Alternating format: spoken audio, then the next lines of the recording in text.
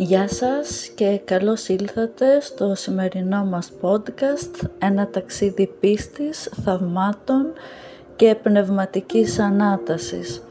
Σήμερα θα γνωρίσουμε την Ιερά Μονή Αγίου Εφραίμ στη Νέα Μάκρη, ένα ιερό προσκύνημα που εδώ και δεκαετίες συγκινεί χιλιάδες πιστούς με τα θαύματα και τη χάρη του Αγίου.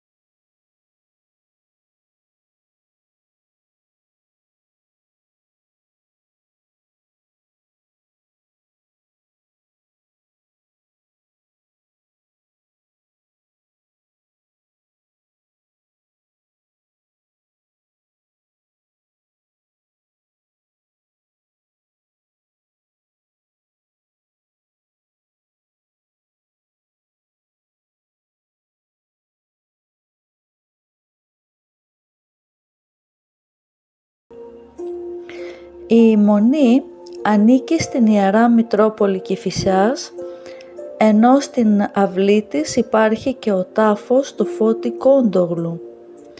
Ηγουμένη είναι η μοναχή Θεοδοσία. Λειτουργούσε ήδη από το 1576, όταν αντικανονικά πήρε την ονομασία Αγία Παρασκευή.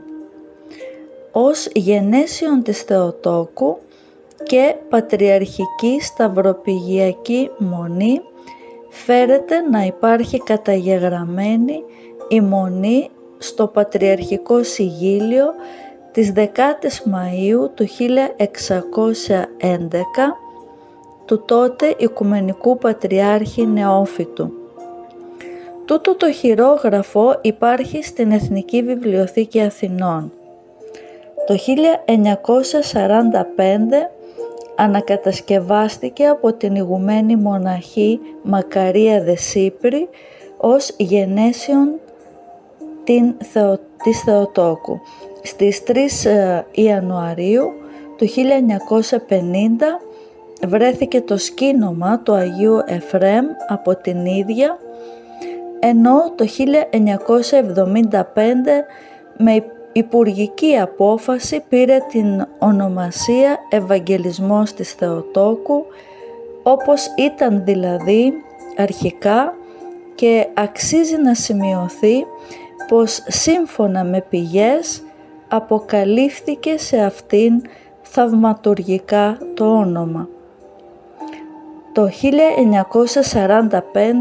η μοναχή Μακαρία βρέθηκε στα ερείπια της παλιάς μονής του Ευαγγελισμού και έχτισε εκεί το κελάκι της.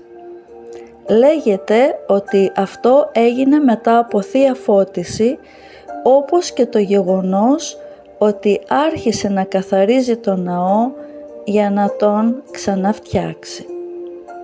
Οι πιο πολλές εικονογραφήσεις είναι δωρεές και αφιερώματα. Η λεγόμενη φορητή εικόνα του Αγίου Εφραίμ που βρίσκεται αριστερά της εισόδου του ναού είναι έργο του Φώτη Κόντογλου, το οποίο δεν πρόλαβε να τελειώσει. Το 1950 βρέθηκαν τα λείψανα του Αγίου, όπου από τον θάνατό του συμπληρώθηκαν 524 χρόνια.